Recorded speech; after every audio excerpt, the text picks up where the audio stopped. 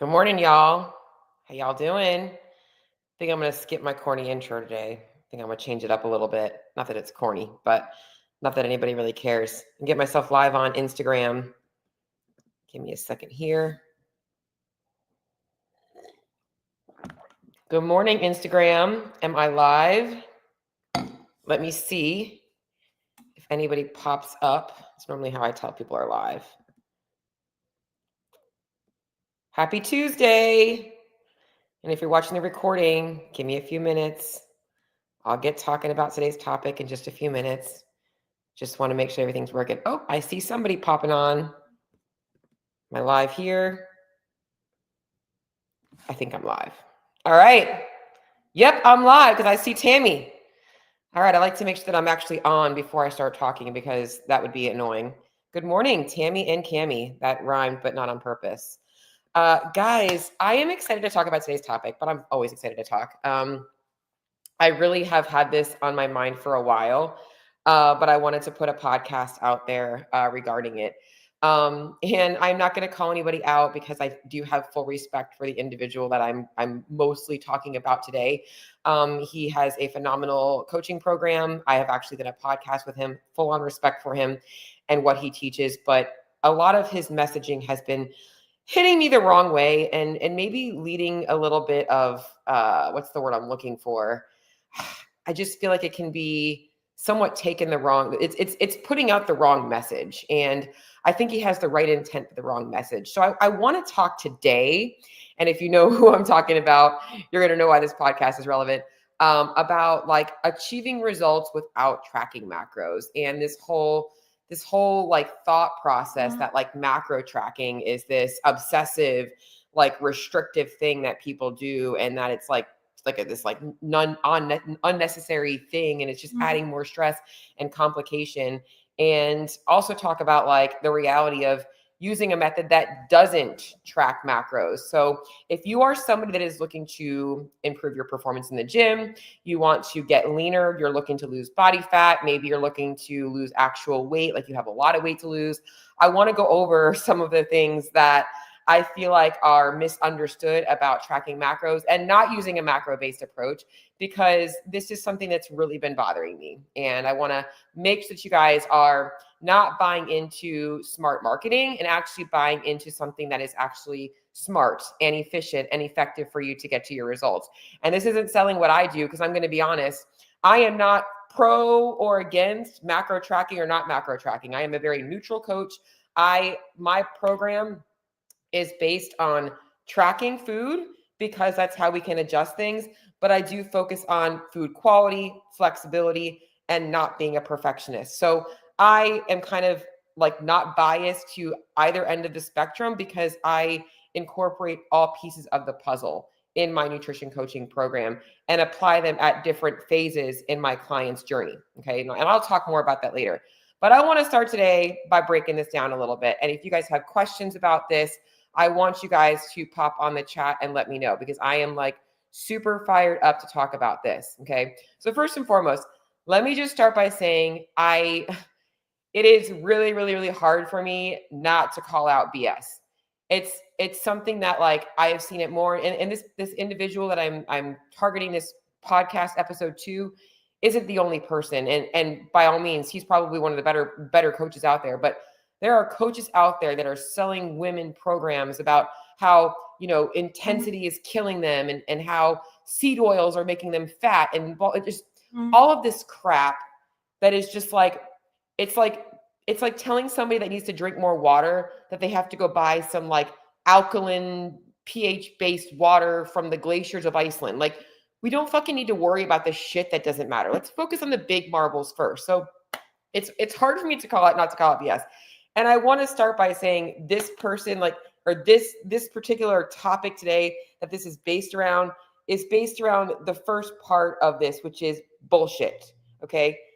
The biggest sell I see in this, let's get you results without tracking macros, that really, really, really bothers me, and it's why I'm on here today to talk about it, is he is using athletes to promote his business. Okay. And he's not the only person that does this. A lot of training camps do the same thing. Get the DB blueprint, the Danielle Brandon blueprint. See what so-and-so Jess Smith is doing. And here's her blueprint for her nutrition, okay? He is selling that these athletes came to him and now they are all of a sudden what you think is these athletes are working with him and that's why they're great. You say, oh man, I want a body like DB. I'm going to follow the DB blueprint. I want to look and train like Jess Smith. I want the Jess Smith blueprint. And these are just a couple of athletes. I can't not use names because at the end of the day, when you're calling out BS, you just got to call out BS, right? Okay, here's what y'all have to understand. These athletes that are coming to him for a purpose and a very good purpose at that. But their goals for coming to him are very different than the majority of your goals, okay? When these athletes come to him, they have likely spent years obsessively tracking their food, under eating because they have had a hard time balancing aesthetics and performance. They're under fueling and they don't need to worry so much about how many calories they're consuming. They need to make sure they're getting enough calories. So for these athletes, using a trackable based method at this point in their career is likely not what they need. They need more precision around getting enough food and making sure they're getting enough calories around their training because they are doing multiple sessions a day. And these athletes likely don't know how to do that because it's like hard when you're training for 3 hours a day. What do I eat? Do I just eat? They go 3 hours and they don't eat anything and they've been training the whole time. These athletes didn't have a macro problem. These athletes had a mindset problem. And what he does very good with these athletes, and maybe you are someone that's like this, is retraining their brain to stop focusing so much on being underfueled and being so worried about being perfect on macros and realizing that like life doesn't have to be like that forever. And it shouldn't be like that forever for anybody. Okay. Like, so these athletes that he's selling, but you have to realize they did not have a transformation through this program.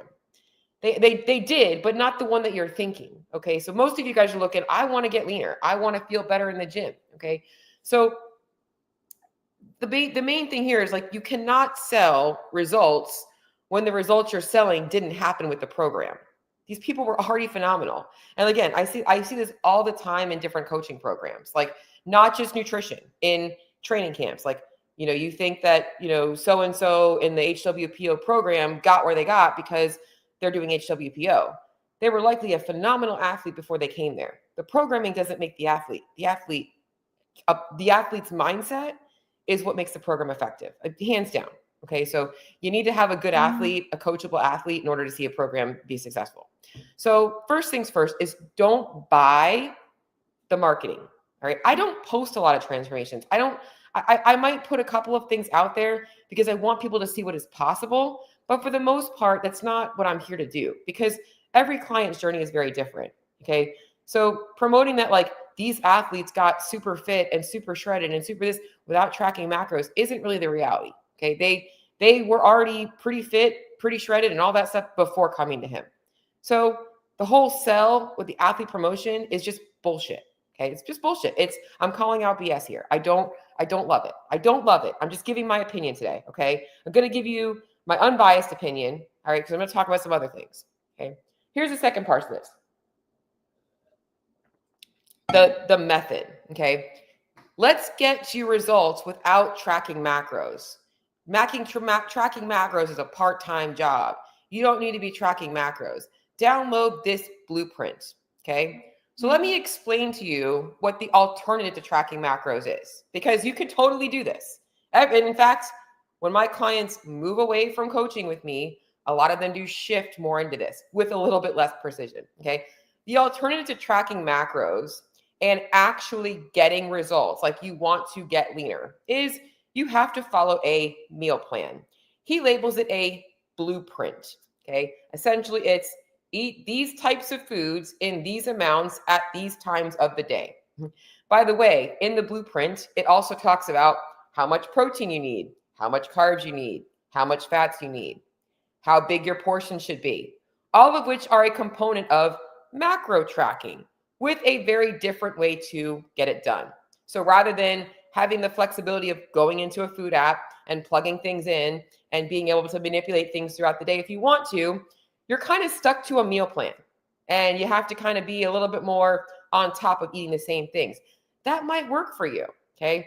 No food scale, you're using a hand instead. So rather than taking your plate and putting it on a food scale, you're taking that extra 2 seconds of, rather than actually seeing how much it is, saying, how does this look in terms of the size of my hand?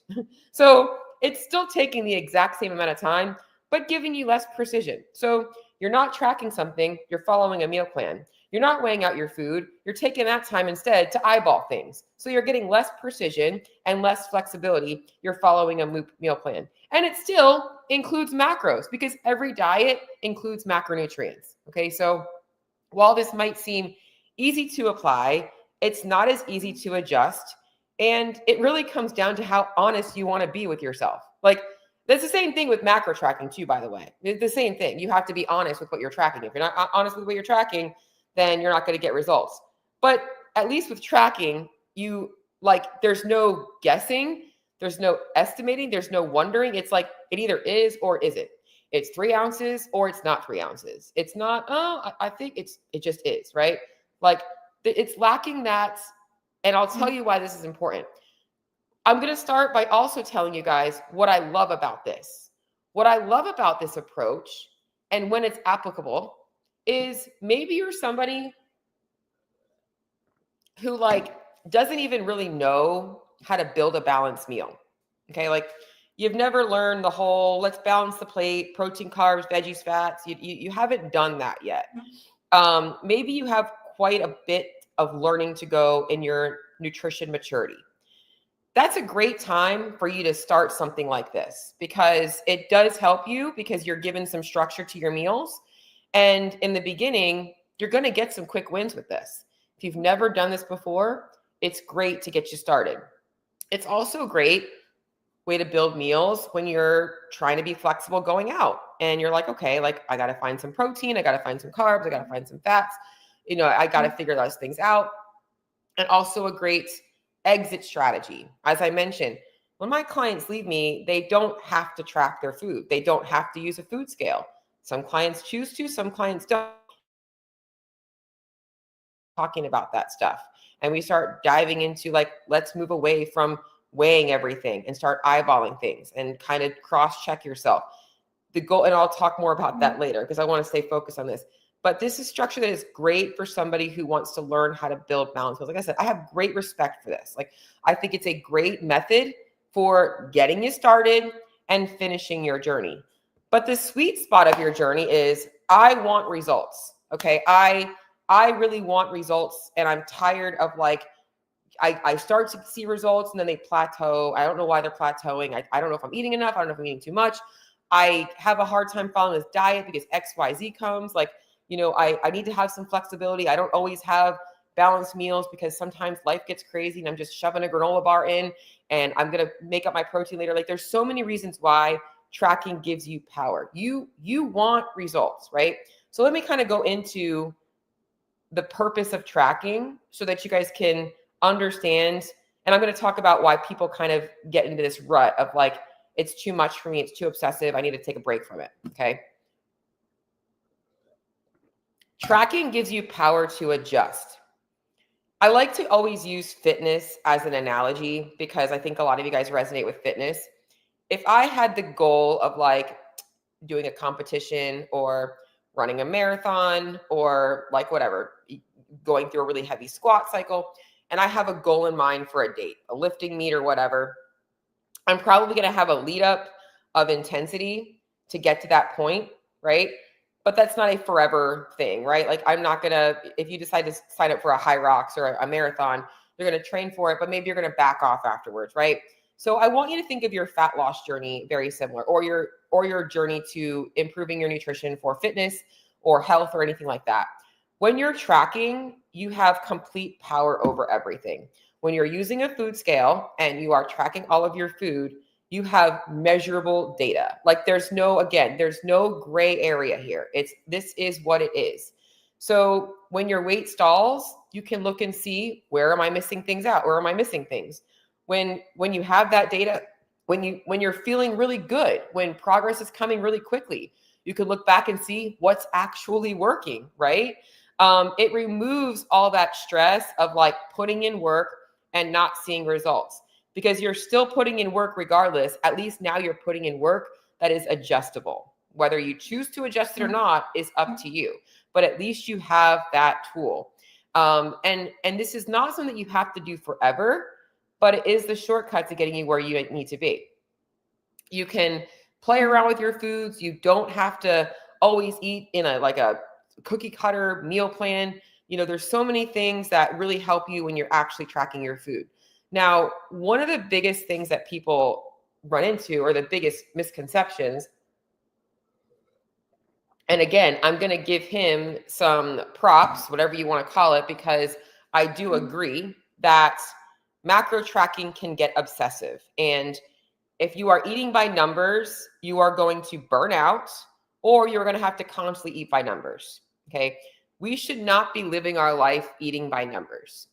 So in my program, and I'm not here to sell my program versus him, I'm just explaining how I do things, is I don't believe in my clients obsessively being like spot on with macronutrients.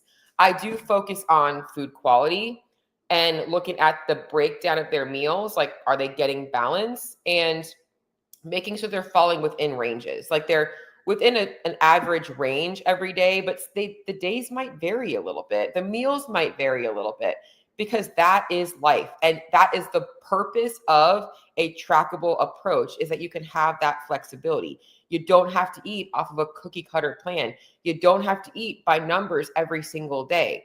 Either of those things can become obsessive.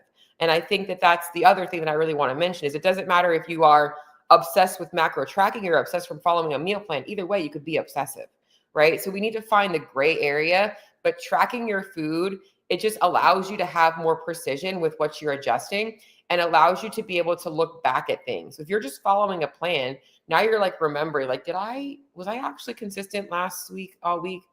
Did I have a couple meals out? Like, you can't do that. Whereas when you're tracking, like, oh yeah, that's right, I had 3 drinks last week and I had those 3 date nights. Okay, now I understand why my weight didn't move this week. So it gives you like the actual feedback that you need to be able to make progress. Okay. Tracking is measurable, it's adjustable, and it just takes the complete guesswork out of your journey. It is truly the shortcut to your results. It allows you to be able to enjoy the process more. And the other cool thing is it's very easy to manipulate, right?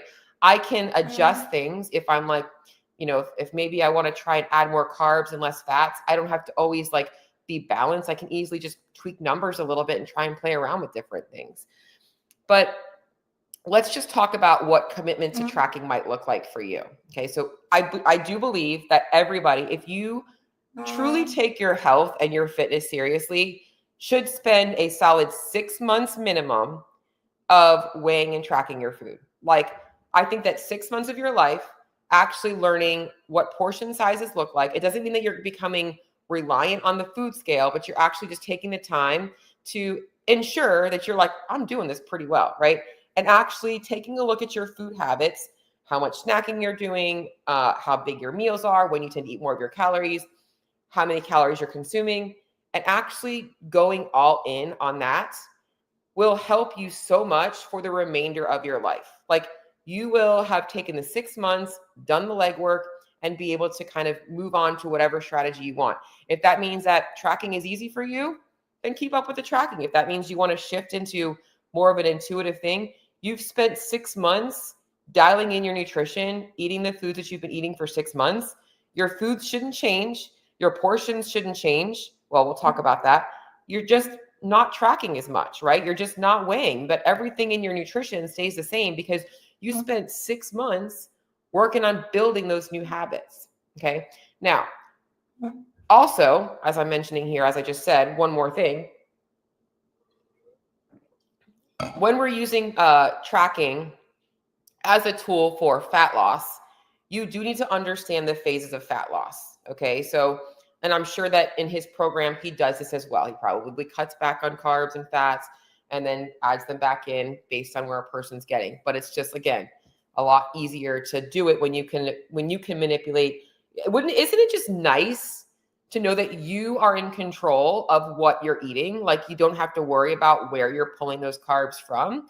Yes, I give my clients direction on the best things for them for their performance, but you also get the beauty to choose what meals you want to pull things out of or how you want to change things if numbers need to change. That's up to you. And that's awesome, right? So, but one of the things that's really important that I love the trackable method for is most of y'all, and when I go back to the athletes, are so afraid of eating too much.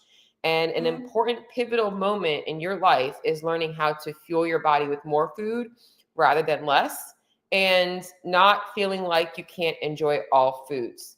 And in coaching, right, we're talking about an effective coaching program, whether it's working with me or I'm just going to call it Justin, whether you're working with Justin, you're working with whatever other coach you're working with, right? There should be a rebuilding phase from fat loss where we're adding in more calories, we're adding in more protein, we're adding in more carbs and fats, allowing you to build those meals up to help support you, not just being smaller or losing weight, but to actually maintain leanness while continuing to get stronger, build more lean muscle tissue, improve your health and your hormones, and fuel your lifestyle, and also be able to enjoy living your life, right? So, and I'm just going to go into my own journey because I came from a method that was more portion control with the plates and all that kinds of stuff, right? And food tracking gave me food freedom again, because in my journey, and this is where we talk about the difference, not all sizes or not all athletes are the same. In my journey, I was so regimented with that stuff. Like I didn't allow myself to eat foods that weren't just like a simple carb. Like it wasn't just, a potato or rice. I wouldn't allow myself like mixed foods because I didn't know how to incorporate them. And food tracking gave me food freedom in a lot of ways. But I also don't do it from a place of restriction. I don't do it from, oh, shoot, I'm over my numbers, I can't have this. Or, oh, I have to eat this much food. I have learned how to be intuitive, because in my journey and what I teach at my clients is how to use it intuitively. It's not meant to be yes, it's a money budget in terms of calories, but it's not, your body also doesn't like have to have the same amount of calories every single day, right? It's about being honest in the food diary. It's about looking at trends, even in your hunger and your appetite. If all of a sudden you're getting way more hungry all of a sudden, maybe you need more food, right? Like it's cool to be able to adjust and stuff like that. But learning how to use, at the end of the day, any tool can be abused, right? It comes down to, like I said, macros weren't the problem. The mindset around them was. And this is the biggest issue I see when people are like, I get so burned out from macros, because you're focusing so much on numbers and not focusing on what you're eating and just looking at how the numbers are lining up. Think of it like this, okay? If you have money to spend, you're just not going around town trying to spend money. You're like, how am I spending my money today? How am I spending my, like, I gotta spend my money. How am I spending my money? That's not what you're doing. You're not doing that with your money, right? You're like, I gotta put I gotta pay my electric bill. I gotta pay my water bill. I gotta pay my car bill. I gotta pay my insurance. Oh, I also wanna, go buy myself a new pair of workout shoes. Or I wanna go, get my nails done or get my hair done. Or I wanna, go to Target and do a little, house shopping, whatever it is. That's how you spend your money. You're spending your money on obviously your priorities, okay, the things you absolutely need, and then your luxuries, right? Like that's what you're doing. It's the same thing with your food. Like it's all it is. But people tend to focus on it the wrong way. Like you can't be obsessed with the numbers. You got to focus on the food. And that's really, you should always be food focused first, which again, I'm going to end on a positive because what he teaches is very good. Nobody should be obsessed over macros. But using a macro-based approach to achieve your goals is the shortcut. It is the way for you to be able to measure and adjust things more accurately, and also allowing you the freedom and flexibility to choose how you want to, feed yourself for the day. You can plan family meals in, you can do all of that kinds of fun stuff.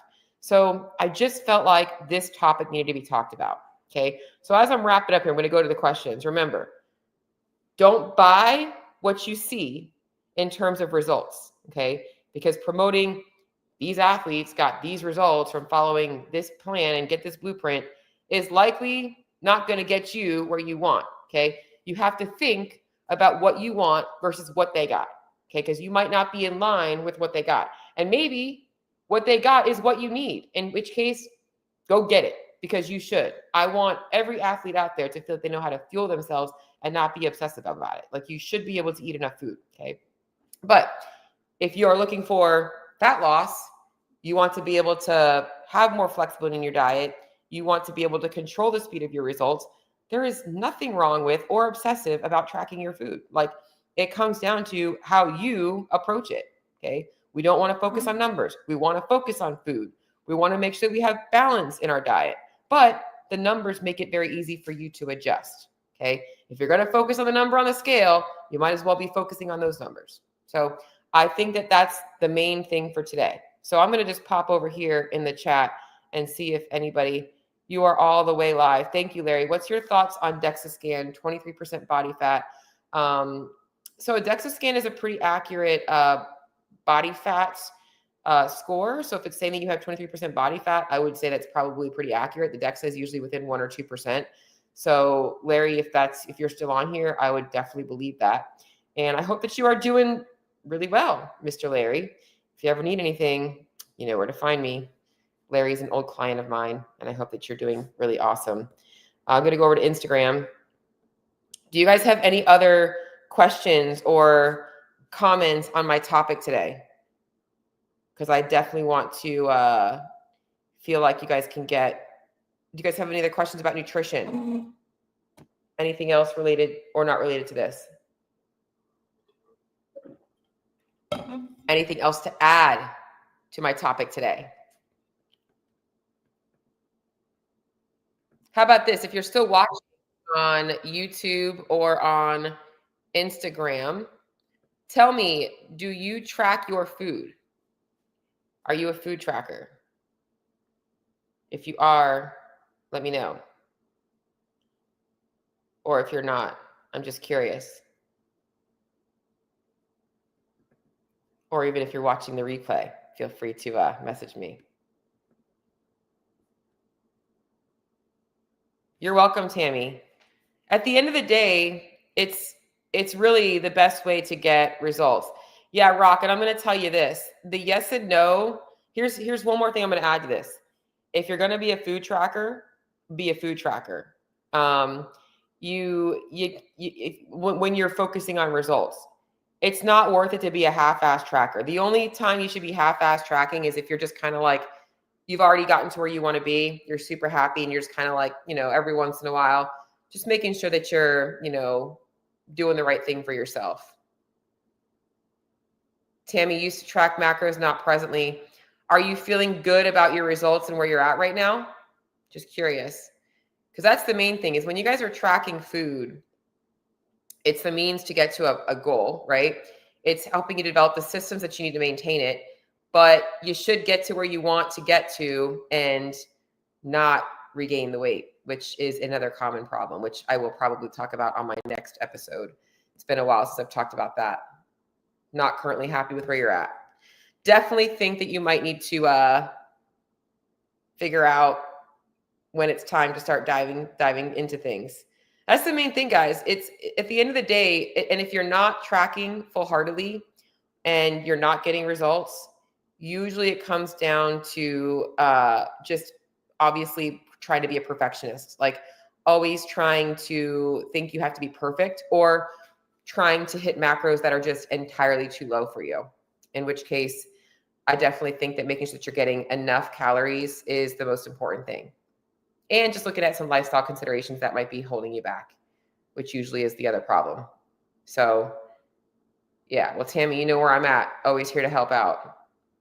And Rock, you're already in my group program. So although I don't think you were on the call on Sunday, I don't remember. I don't remember if I saw you there on Sunday or not. All right. Well, guys, I am going to head off. If you guys have anything else to add, guys, by the way, it's my 40th birthday on Friday. And I don't know what I want to do. If y'all have any suggestions, let me know. I haven't decided what I want to do yet for my birthday. So one of my friends asked me, I'm like, I just don't know. Haven't really thought about it. I am taking vacation. I always take vacation around my birthday, which is super hard for me because I'm like, I am always like, I really don't know how to take time off from working with my clients. So I am still checking in with them, but just not going to be doing like formal check-ins. Like, Cheryl, are you really taking a vacation? I just don't know where I'm going to go, if I'm going to go anywhere. Haven't decided yet. We'll figure it out. But thank you, Tammy. All right, guys. So if you have any suggestions on what I should do for my birthday, I'd love to hear them. But until the next episode, I will talk to you all later. Have a good day.